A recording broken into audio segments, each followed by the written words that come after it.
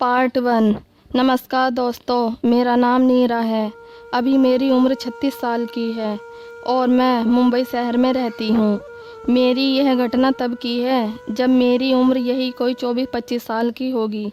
बचपन से ही मुझे मॉडल बनने का बड़ा शौक़ था। स्कूल ख़त्म होने के बाद जब मैं कॉलेज में गई तो मेरे मॉडल बनने की चाह और ज़्यादा प्रबल हो गई।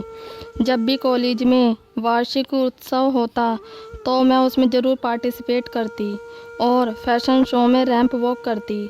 मुझे छोटे छोटे कपड़े जैसे टॉप, शॉर्ट स्कर्ट, शॉर्ट्स पहनना बहुत ही अच्छा लगता था, या यूँ कहे कि अंग प्रदर्शन करना मुझे बहुत अच्छा लगता था।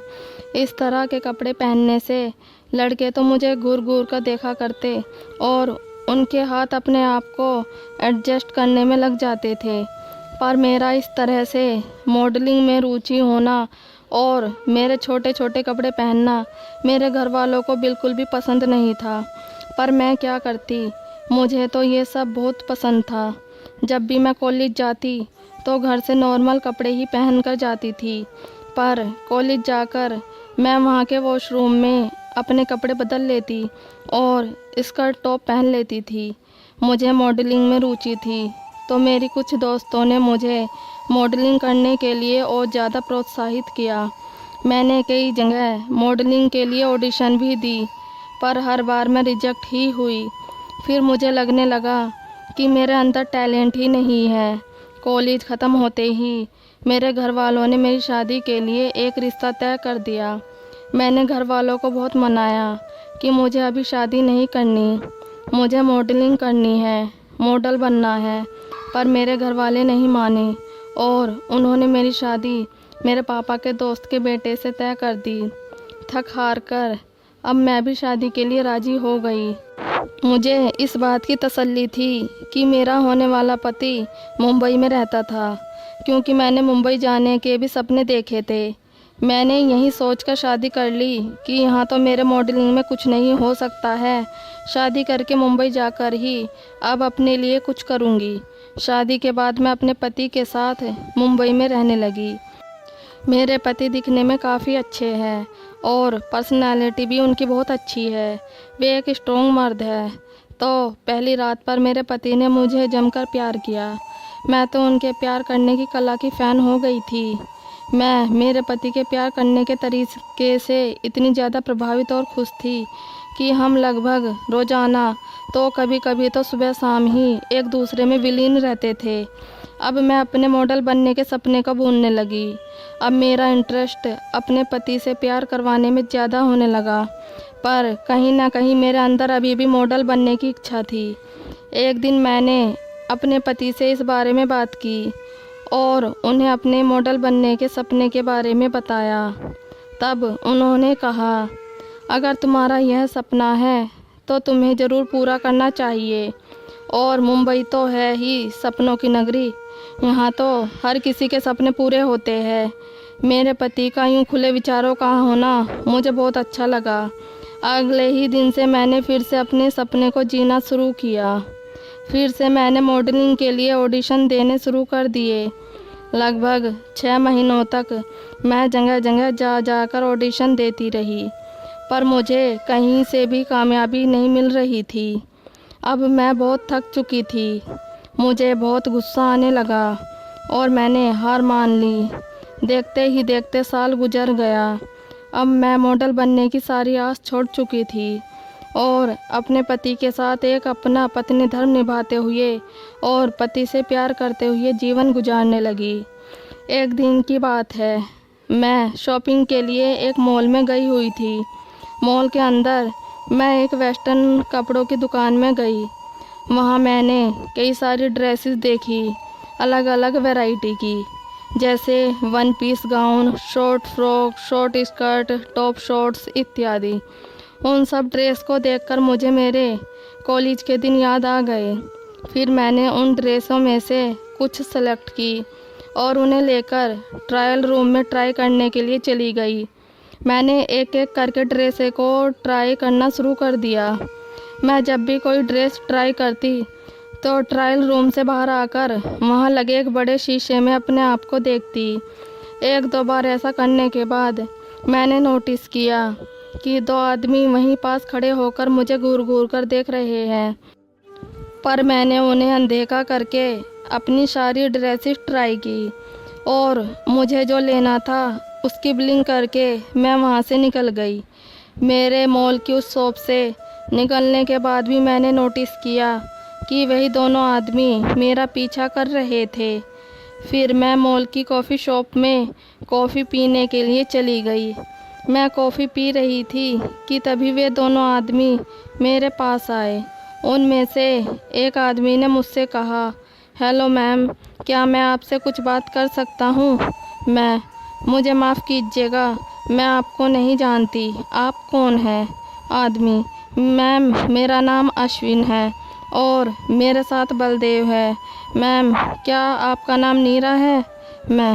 जी हाँ, पर आप लोगों को मेरा नाम कैसे पता?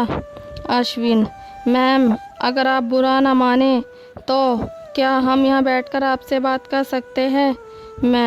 जी बैठिए। बलदेव, मैम हमने आपको कई बार मॉडल के लिए ऑडिशन देते हुए देखा था। मैं थोड़ी खुशी से, क्या सच में? अश्विन, यश मैम, तो क्या आप उनमें से किसी ऑडिशन में सेलेक्ट हुई? क्योंकि उसके बाद हमने आपको दोबारा कहीं नहीं देखा। नहीं, किसी भी ऑडिशन में सेलेक्ट नहीं हुई मैं। पर आप लोग कौन हैं? बलदेव, मैम हम कैटलॉग मेकर हैं। सॉरी, पर मैं समझ नहीं पाई। अश्विन, हम लोग क्लॉथिंग ब्रांड के कैटलॉग बनाते हैं।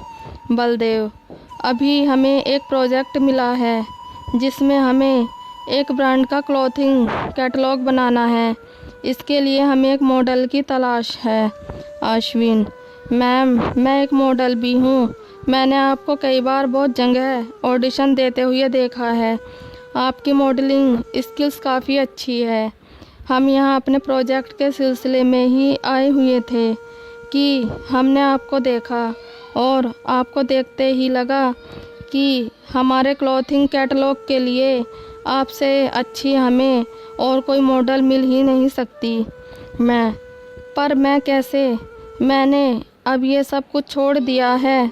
बलदेव, मैम हम जानते हैं कि आपके अंदर अभी भी मॉडलिंग की इच्छा है और आप इतने सारे रिजेक्शन से डर गई हो।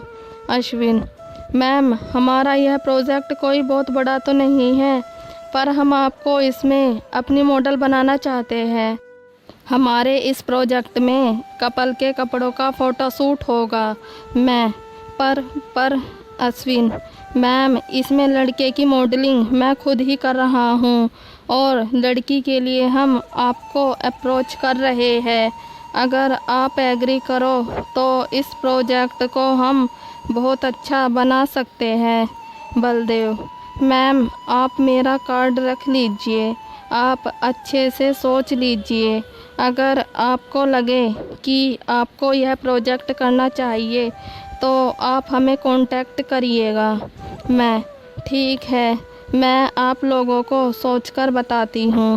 उन लोगों से बात होने के बाद मैं घर आ गई। अब मेरे दिमाग में बस यही बात चल रही थी कि क्या मुझे उनके साथ काम करने उस ब्रांड के कपड़ों का फ़ोटोशूट करना चाहिए या नहीं।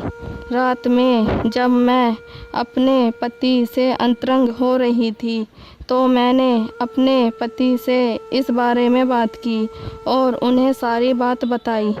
मेरी सारी बात सुनने के बाद उन्होंने कहा, नीरा यह तो तुम्हारा सपना था, भले ही तुम्हें एक छोटे से ब्रांड कपड़ों के लिए फ़ोटोशूट करवाना है, पर उसमें तो तुम उस ब्रांड की मॉडल ही कहलाओगी ना। मुझे लगता है कि तुम्हें उन लोगों के साथ काम कर लेना चाहिए। मेरे पति की बात सुनकर मुझ में हिम्मत आ गई। मैं बहुत खुश भी हो गई। तो उस रात तो मैंने अपने पति से जमकर प्यार किया। उस रात के प्यार में एक अलग ही नशा था।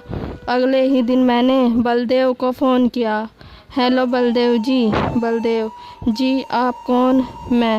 मैं नीरा बात कर रही हूँ। कल आपसे मॉल में मुलाकात हुई थी ना बलदेव? ओहो हाँ नीरा जी, बताइए कैसी है आप?